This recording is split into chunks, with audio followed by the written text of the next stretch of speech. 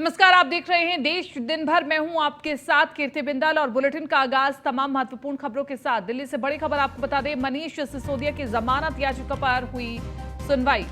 इस वक्त की बड़ी खबर आपको बता रहे हैं, मनीष सिसोदिया की जमानत पर हुई है सुनवाई। दिल्ली के राउज एवेन्यू कोर्ट में सुनवाई हुई है और आबकारी नीति मामले में पेश हुए सिसोदिया। मामले में अगली सुनवाई 18 अप्रैल को होगी। तो बड़ी खबर आपको बता रहे हैं, 18 अप्रैल को होगी मामले की अगली सुनवाई। दिल्ली की राउज एवेन्यू कोर्ट में हुई सुनवाई।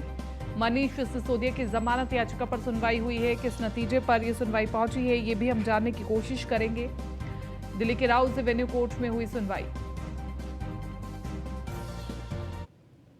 और दिल्ली से ही अगली बड़ी खबर आपको बता रहे हैं, 2024 के लिए विपक्षी एकता की कवायद में कांग्रेस अध्यक्ष के आवास पहुंचे बिहार के सीएम और डिप्टी सीएम मल्लिकार्जुन खड़गे से नीतीश कुमार और तेजस्वी यादव ने मुलाकात की है। कांग्रेस के पूर्व अध्यक्ष राहुल गांधी से भी मुलाकात की है। कांग्रेस नेता सचिन पायलट रात से दिल्ली में ही मौजूद हैं। आलाकमान से मुलाकात के लिए भी अभी समय नहीं मिल पाया है। तो इस वक्त की बड़ी खबर आपको बता रहे हैं, 2024 के लिए विपक्षी एकता की कवायद में कांग्रेस जुटी हुई है। कांग्रेस अध्यक्ष के आवास पहुंचे बिहार के सीएम और डिप्टी सीएम मल्लिकार्जुन खड़गे से नीतीश कुमार और तेजस्वी यादव ने मुलाकात की है।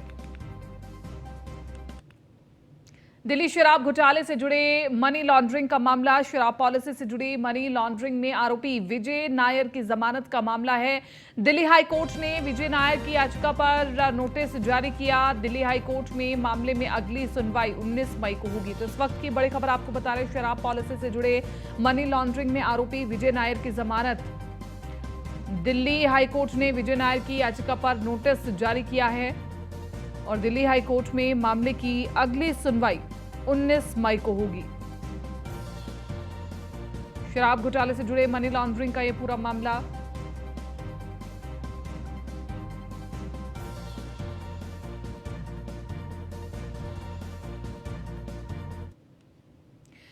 दिल्ली से प्रधानमंत्री नरेंद्र मोदी ने हरी झंडी दिखाकर रवाना किया। पीएम मोदी ने दिल्ली से वर्चुअली जुड़कर ट्रेन को हरी झंडी दिखाई। राजस्थान को वंदे भारत ट्रेन की सौगात मिल गई है। ये तोहफा प्रधानमंत्री नरेंद्र मोदी ने अजमेर दिल्ली कैंट वंदे भारत एक्सप्रेस के रूप में राजस्थान को सौंपा है। तो हम तस्वीरें दिखा रहे हैं, ये आज की बेहद खूबसूरत तस्वीरें हैं। वंदे भारत ट्रेन को प्रधानमंत्री नरेंद्र मोदी ने हरी झंडी दिखाई है।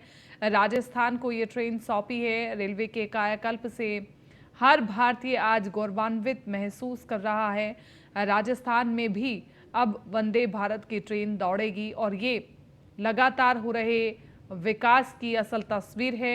दिल्ली से ये तमाम तस्वीरें आपको दिखा रहे हैं। आज प्रधानमंत्री नरेंद्र मोदी ने खुद इस ट्रेन को हरी झंडी दिखाई है। यात्रा में बचने वाले ये 2500 घंटे लोगों को अन्य कार्यों के लिए उपलब्ध हो रहे हैं। मैन्युफैक्चरिंग कौशल से लेकर सुरक्षा गारंटी तक, तेज रफ्तार से लेकर खूबसूरत डिजाइन तक, वंदे भारत तमाम खूबियों से संपन्न है। इन्हीं सब खूबियों को देखते हुए आज देश भर में वंदे भारत ट्रेन का गौरवगान हो रहा है। वंदे भारत ने एक तरह से कई नई शुरुआत की है। वंदे भारत पहली सेमी हाई स्पीड ट्रेन है जो मेड इन इंडिया है। वंदे भारत पहली ऐसी ट्रेन है जो इतनी कॉम्पैक्ट और एफिशिएंट है। वंदे भारत पहली ट्रेन है जो स्वदेशी सेफ्टी सिस्टम कवच के अनुकूल है। वंदे भारत भारतीय रेलवे के इतिहास की वो पहली ट्रेन है जिसने बिना अतिरिक्त इंजन के सह्याद्री घाट की ऊंचाई चढ़ाई पूरी कर दी। वंदे भारत एक्सप्रेस इंडिया की फर्स्ट, ऑलवेज फर्स्ट की भावना समृद्ध करती है। मुझे खुशी है कि वंदे भारत ट्रेन आज विकास, आधुनिकता, स्थिरता और आत्मनिर्भरता का पर्याय बन चुकी है। आज की वंदे भारत की यात्रा कल हमें विकसित भारत की यात्रा की ओर ले जाएगी। ये राजस्थान के लोगों को वंदे भारत ट्रेन के लिए मैं बहुत बहुत बधाई देता हूं। देश में कोरोना के केसों में बढ़ोतरी हो रही है। देश में पिछले 24 घंटे में 7,000 से ज्यादा नए केस दर्ज किए गए हैं। एक दिन में 7,830 नए मामले सामने आए हैं, जबकि कोरोना से 11 मरीजों की मौत हुई है। 4,692 मरीजों ने कोरोना को मात दी। देश में एक्टिव केस की संख्या 40,215 के पार पहुंच गई है।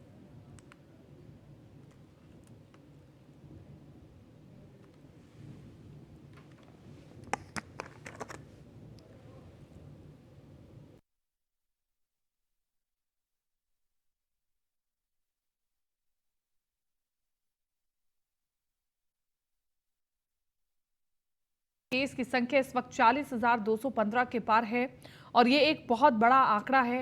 इस आंकड़े में ज़्यादा बढ़ाव ना हो, ग्राफ में ज़्यादा बढ़ाव ना हो, इसके लिए स्वास्थ्य विभाग लगातार चिंतित नजर आ रहा है और तमाम गाइडलाइंस भी जारी की जा रही हैं।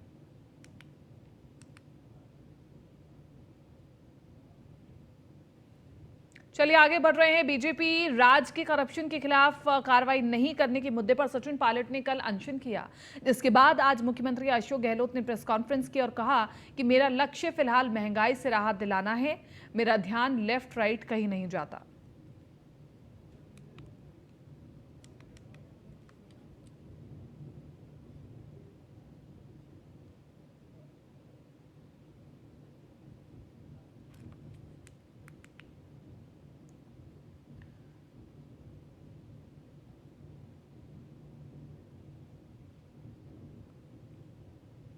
तो आपको बताएं, अशोक गहलोत ने प्रेस कॉन्फ्रेंस की और प्रेस कॉन्फ्रेंस में बताया कि सरकार की क्या योजनाएं हैं जिस पर हमें कार्य करना है।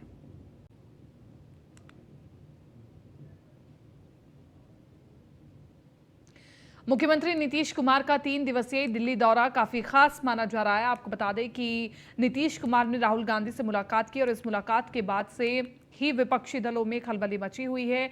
एक बार फिर से बीजेपी ने महागठबंधन सरकार के साथ ही कांग्रेस पर निशाना साधते हुए कहा कि सरकार अवसरवादी है। वही कांग्रेस अब ना घर की रह गई है और ना ही घाट की। साथ ही उन्होंने ये भी कहा कि विपक्षी एकता मुंगेरी लाल का सपना ही रह जाएगा।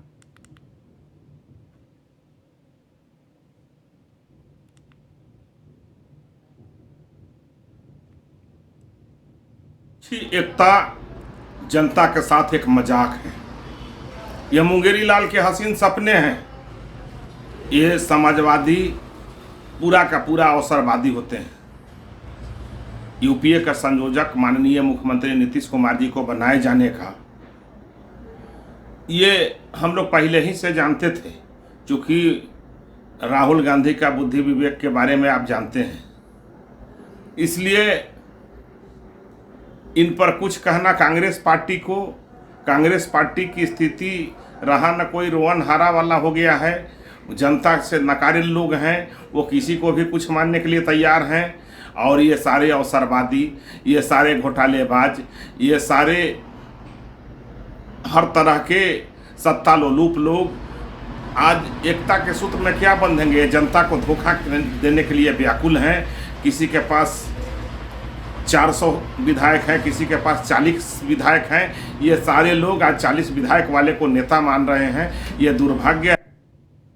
सहरसा में केंद्र सरकार को अपने मौलिक और संवैधानिक कर्तव्यों का पालन करने के लिए सख्त निर्देश देने के संबंध में राष्ट्रपति के नाम कांग्रेस कार्यकर्ताओं ने 1 दिवसीय धरना प्रदर्शन कर डीएम को ज्ञापन सौंपा है। शहर की बड़ी दुर्गा स्थान के नजदीक कांग्रेस शिव बालक आश्रम से जुलूस निकालकर शंकर चौक, डीबी रोड, थाना चौक, वीर कुंवर सिंह चौक होते हुए समाहरणालय पहुंची और आपको बता दें कि डीएम को ज्ञापन सौंपने के पश्चात आम सभा भी आयोजित की गई। एआईसीसी सदस्य डॉक्टर तारानंद सादा ने कहा कि हम कांग्रेस के लोग देश की वर्तमान स्थिति से बहुत ही चिंतित और दुखी हैं। नरेंद्र मोदी जी ने देश की पूरी संपत्ति अपने दोस्तों के हाथ से बेच रहा है। अडानी जी के शेयर में 20,000 करोड़ रुपया विदेशी पैसा है, सारा देश उनके हवाले कर दिया। और जब राहुल गांधी जी उनके खिलाफ आवाज़ उठाते हैं, संसद में उनसे पूछते हैं, तो लोकसभा को, न्यायपालिका को आज सारा कब्जा करके उनकी सदस्यता रद्द कर दी जाती है। हम आपके माध्यम से नरेंद्र मोदी जी को कहना चाहते हैं कि राहुल गांधी जी महात्मा गांधी के अनुयायी हैं। महात्मा गांधी के रहनुमाई में पंडित नेहरू ने अपने जवानी का 13 साल सरदार वल्लभ भाई पटेल, मौलाना आजाद, सरदार वल्लभ भाई पटेल वगैरह वगैरह, शहीद सिंह, सुभाष चंद्र बोस, लोग अपनी जवानी देकर के देश को आजाद कराया। आज इस देश को तोड़ने का प्रयास हो रहा है। भाजपा की जो सरकार है, जिसके मुखिया नरेंद्र मोदी है, वो तानाशाह हो गए। वो उनके राज्य में महंगाई चरम सीमा पर है, संविधान का उनको बंदरबान कर दिया है, अडानी अंबानी को सारा संपत्ति डाल दिया है, और यहाँ मध्यम वर्ग में क्या आम आदमी त्राहिमाम है। उनको जगाने के लिए हम लोग आज पूरे शहर में रैली करके संग्रहालय में जमा हुए हैं, और हम सारे कांग्रेसी उनको आज चैलेंज करते हैं कि जो अपने संविधान का उल्लंघन कर रहे हैं, राहुल जी की सदस्यता। पटना में राष्ट्रीय लोक जनता दल के राष्ट्रीय अध्यक्ष उपेंद्र कुशवाहा ने इफ्तार को लेकर के ट्वीट कर इशारों में नीतीश सरकार पर हमला बोला था। और वहीं इस पर पलटवार करते हुए जेडीयू के प्रदेश अध्यक्ष उमेश कुशवाहा ने कहा कि मैं 5 बार चुनाव लड़ा हूं। जिस विधानसभा क्षेत्र से हम आते हैं उसी विधानसभा क्षेत्र से उपेंद्र कुशवाहा भी आते हैं। उपेंद्र कुशवाहा अगर एक बार भी वो अपने वोट पर जीते हों तो मैं राजनीति से संन्यास ले लूंगा। साथ ही उन्होंने कहा कि आप लोग अभी तक उपेंद्र कुशवाहा को नोटिस कर रहे हैं, उनको तो मार्केट बंद ही हो गया होगा। कुशवाहा जी के आप लोग नोटिस अभी ले ही रहे हैं, अभी तक के ले रहे हैं। अब तो मार्केट बंद हो गया, उनका खत्म हो गया ना। अभी तक की मीडिया ही, आप ही लोग नोटिस लेके इतना कर रहे हैं। उनको अंदाज हो गया, पता चल गया, इसीलिए आप लोग सोचिए ना, छोड़िए ना। मैं कुशवाहा जी पर क्या बोलूं, बहुत चीज बोल चुके हैं, कुछ है ही नहीं। आप लोग, मैंने कहा पहले आपको बताए थे एक समय में, तो आप लोग कहा आपके मीडिया के जो आपके होते हैं हेड, वो डिबेट में कहते हैं कि उमेश कुशवाहा भी बोलते हैं उपेंद्र कुशवाहा पर। मैं 5 बार चुनाव लड़ा, जिस विधानसभा क्षेत्र से हम आते हैं उसी विधानसभा क्षेत्र से उपेंद्र कुशवाहा आते हैं। एक बार भी अपने बूथ पर जीत। छातापुर प्रखंड के भीमपुर पंचायत स्थित वार्ड नंबर 14 में मनरेगा योजना से सुरसर नदी के पूर्व भाग में सुरक्षा बांध निर्माण किया जा रहा है और इस कार्य को करने के लिए प्रतिदिन लगभग 150 की संख्या में मजदूर को रोजगार मिल रहा है। और वहीं स्थानीय ग्रामीणों ने बताया कि 2008 में आई कुसहा त्रासदी के बाद सुपौल अररिया के किसानों सैकड़ों किसान बरसात के समय में प्रभावित होते थे और लाखों का नुकसान का सामना करना पड़ता था। लेकिन अब बांध निर्माण कार्य होने से स्थानीय मजदूर को रोजगार भी मिल रहा है और किसान भी लाभान्वित होंगे। वहीं मनरेगा पीटीएम उमेश कुमार ने बताया कि लगभग 30 लाख की लागत से कार्य हो रहा है, जिसके निर्माण कार्य होने के बाद हजारों लोग लाभान्वित होंगे।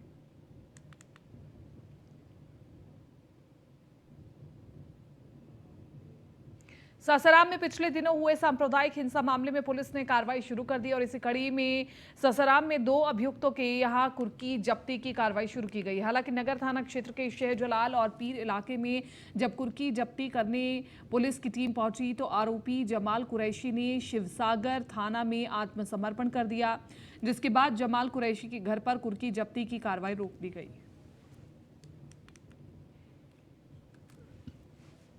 सासाराम नगर थाना कांड संख्या जो सांप्रदायिक हिंसा से रिलेटेड है, उसमें एक यहाँ के शहजलाल पीर के एक व्यक्ति हैं, फिरार हैं, जो जिनके यहाँ कुर्की की कार्रवाई करने के लिए हम लोग आए हुए हैं। क्या नाम था उनका? जमाल कुरैशी नाम है उनका। लेकिन जैसे ही कुर्की की कार्रवाई हुई तो अभी हमारे थाना से कॉल आया है, सूचित किया गया, उसका हमने कन्फर्म भी कर लिया है कि उन्होंने सरेंडर कर दिया है थाना। उसकी कुर्की की कार्रवाई अभी रोक दी है। दूसरा व्यक्ति, हाँ, एक और व्यक्ति है जिनके एक अलग टीम कुर्की की कार्रवाई कर रही है। संभवतः भी वहाँ कुर्की की कार्रवाई शुरू हो गई है। तो आज 2 लोगों पे हम लोगों ने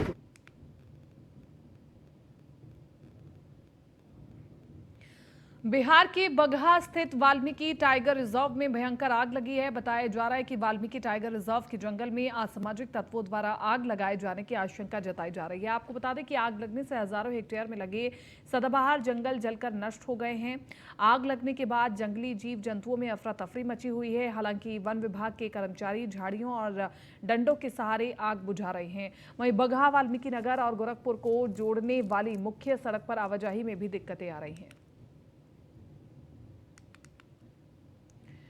तो बगहा के जंगलों में आग लगी है और इस वजह से जंगली जीव जंतुओं में अफरा तफरी मची हुई है। मुख्य सड़क पर भी आवाजाही में दिक्कत हो रही है क्योंकि एयर पॉल्यूशन इस वजह से बढ़ रहा है। और इसी के साथ साथ आपको बताएं कि वन संपत्तियों को भी नुकसान पहुंच रहा है और इस आग को बुझाने के लिए कई टीमें भी तैनात की गई हैं। कुछ एनजीओज की टीम भी यहां पर लगी हुई हैं जो कि आग को बुझाने का कार्य कर रही हैं।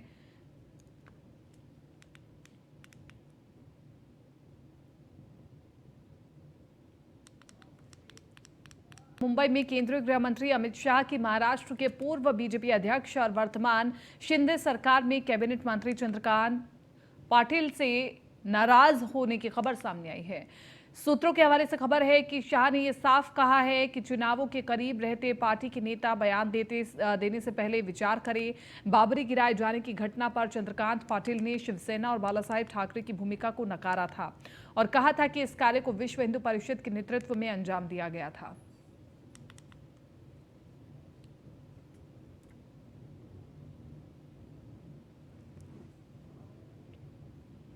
एकनाथ शिंदे जब तक अयोध्या दौरे पर थे तब तक उन पर राज्य के किसानों को मझधार में छोड़कर जाने का आरोप लगाया जा रहा था।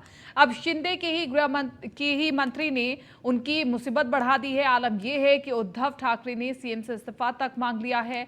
दरअसल चंद्रकांत पाटिल ने एक इंटरव्यू में यह कहा था कि अयोध्या की बाबरी मस्जिद विध्वंस में शिवसेना के लोग नहीं थे बल्कि मस्जिद ढहाने का काम विश्व हिंदू परिषद के लोगों ने किया था।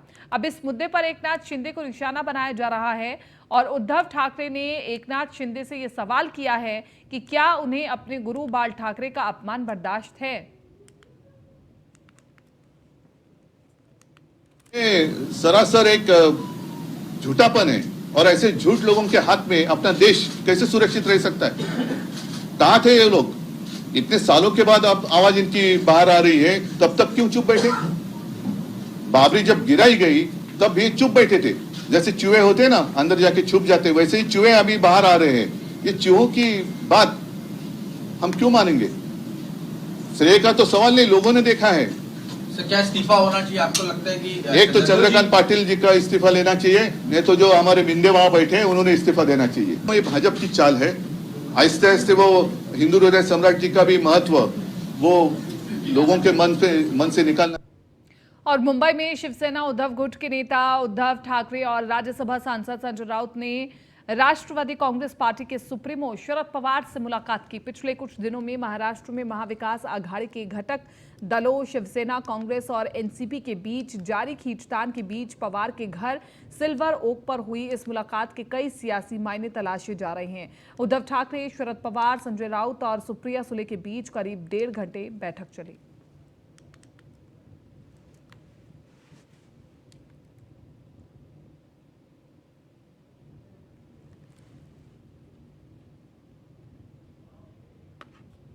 मुंबई की वेस्टर्न लाइन में लोकल ट्रेन करीब 25 मिनट की देरी से चल रही है और एक ऐसी लोकल ट्रेन के खराब हो जाने और चर्च गेट जाने की तरफ के रूट में दहिसर से बोरीवली के बीच ओवरहेड वायर के टूटने की वजह से लोकल सेवा प्रभावित होने की जानकारी सामने आई है।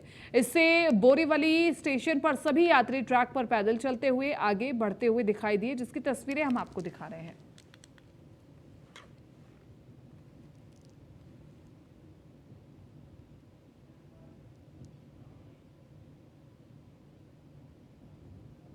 देहरादून राज्य में सरकारी योजनाओं को किस प्रकार पलीता लगाया जा रहा है, इसका सबसे बड़ा उदाहरण राज्य सरकार के सबसे बड़े दफ्तर सचिवालय में देखा जा सकता है। 5 दिनों पूर्व स्वास्थ्य विभाग ने सीएसआर स्कीम के तहत सचिवालय में हेल्थ एटीएम स्थापित कर सीएम पुष्कर सिंह धामी से इसका उद्घाटन करवाया था, लेकिन आज 5 दिनों बाद भी ये मशीनें बंद ही पड़ी हैं और इन्हें गैलरी से हटाया भी गया है। वहीं इस पूरे मामले का जायजा लेने हमारे सहयोगी खुद ग्राउंड जीरो पर पहुंचे हैं। ये रिपोर्ट देखिए।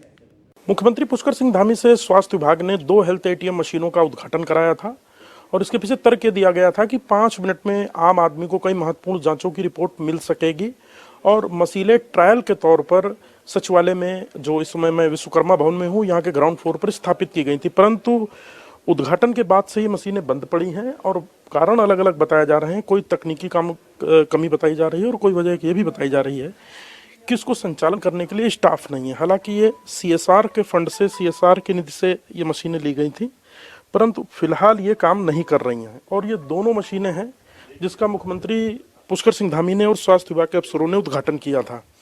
प्रयास ये किया गया था कि आम आदमी को इसकी जांचों का लाभ मिल सके और 5 मिनट में जांच की रिपोर्ट देने का दावा किया गया था, परंतु ये दोनों मशीनें बंद हैं। यहाँ रविंद्र सिंह राणा जी बैठते हैं, इनसे पूछ लेते हैं, मशीनें यहाँ हैं, काम नहीं कर रही हैं, आखिर क्या वजह है? राणा जी, ये मशीनें नहीं चल रही हैं, क्या कुछ जानकारी है इसकी, ये क्यों बंद हैं या क्या वजह है? अभी जो है कंपनी से आएंगे तो अभी हमारा स्टाफ को जो है ट्रेनिंग देंगे, उसके बाद ही मशीनें जो है चलेंगी। क्या इसमें कोई तकनीकी कमी भी है या सॉफ्टवेयर होगा? नहीं, कोई कमी नहीं है। अभी जो है कंपनी से आएंगे ट्रेनर, उसके बाद स्टाफ को ट्रेनिंग देंगे, उसके बाद चलना स्टार्ट होगा। तो यानी मुख्यमंत्री से उद्घाटन तो करा दिया गया, परंतु मशीनें बंद हैं। अब इसमें नए सिरे से ट्रेनिंग होगी, स्टाफ को एक्सपर्ट किया जाएगा, इसके बाद इनसे टेस्ट शुरू हो पाएंगे। दरअसल कर्मचारियों का और कई अधिकारियों का कहना है कि मशीनें लगने के बाद ये उम्मीद थी कि जांचें हो सकेंगी, परंतु उद्घाटन के बाद इनका ये हश्र हो गया। आप स्वयं ही अंदाजा लगा सकते हैं कि जब सचिवालय में स्थिति है, तो जब ये हेल्थ मशीनें, हेल्थ एटीएम जब ये पहाड़ों में लगेंगी, चारधाम यात्रा मार्ग पर लगेंगी, तो इसकी स्थिति क्या होगी। कैमरा सहयोगी अंजीत के साथ सुदीप जैन, न्यूज़ 1 इंडिया, देहरादून। वैसाखी के उपलक्ष्य में सिख समुदाय के लोगों ने गुरुद्वारा परिसर तक एक नगर कीर्तन किया। आपको बता दें कि वैसाखी सिख धर्म का प्रमुख त्योहार है और इसी दिन खालसा पंथ की स्थापना हिंदू धर्म की रक्षा के लिए गुरु गोविंद सिंह ने की थी और माता साहिब गौर गुरुद्वारा परिसर में 3 दिवसीय कार्यक्रम आयोजित किया गया था और जिसमें बड़ी संख्या में श्रद्धालु पहुंचे हैं और 3 दिन तक कथा कीर्तन, विशाल भंडारा एवं मेले का आयोजन किया गया है।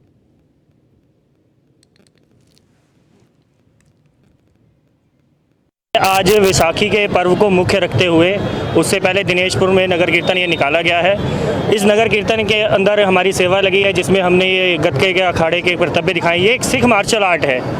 जैसे और भी आर्ट्स है, टाई कमांडो है, वैसे ही सिखों को एक मार्शल आर्ट गुरु साहिब की तरफ से मिली है, सिख मार्शल आर्ट। और ये कोई हैरतअंगेज कर्तव्य नहीं है, इस तरह प्रैक्टिस है और गुरु साहिब ने जो चीज़ें सिखाई हैं, जो पैतरे सिखाए हैं, उस पर पालन करते हुए चल रहे हैं, उसी के अकॉर्डिंग खेलते जा रहे हैं। और ये शक्ति अपने आप ऑटोमेटिकली ही बाबा दीप सिंह खुद ही अपने आप ही हमारे पे अपना पैरा रखते हैं। आज वैसाखी के पर्व को मुख्य हमारे बाबा कश्मीर सिंह जी द्वारा चालू किया था, बहुत ही धूमधाम से बनाया जाता है। हर क्षेत्र से, हर वर्ग के लोग आते हैं। इसमें बाबा बचन सिंह जी महाराज, जिनका हमारे मेन गुरु हैं, और बाबा गुरजंट सिंह जी और इस टाइम बाबा गुरुदेव सिंह जी। बैसाखी का पर्व तो आप जानती हैं, बैसाखी का पर्व एक ऐतिहासिक, पूरी दुनिया का एक बैसाखी का मेला हर जगह बनाया जाता है। इसको धूमधाम से गचके का भी चल रहा है और ये जयनगर नंबर 5 से स्टार्ट हुआ है। अभी 1-2 घंटे में संपावन माता साहब को और गुरुद्वारा साहब। फिलहाल इस बुलेटिन में मेरे साथ इतना ही, लेकिन आप बने रहिए न्यूज़ 1 इंडिया के साथ।